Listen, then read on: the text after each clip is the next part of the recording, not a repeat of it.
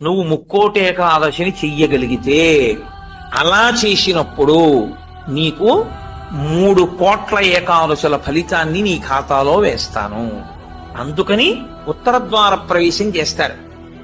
అటువంటి ముక్కోటేకాదశి తిథి నాడు మీరు భగవత్ సంబంధంగా ఏది చేసినా కూడా దేశకాలాదులను అనుసరించి కోట్ల రెట్లలో ఈశ్వరుడు దాని ఫలితాన్ని ఏర్పాటు చేసేస్తాడు.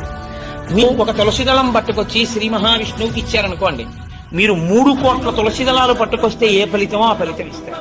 3 కోట్ల ఏకాదశుల్లో 3 కోట్ల తులసిదళాలు పట్టుకొచ్చి ఇచ్చిన ఫలితం. నువ్వు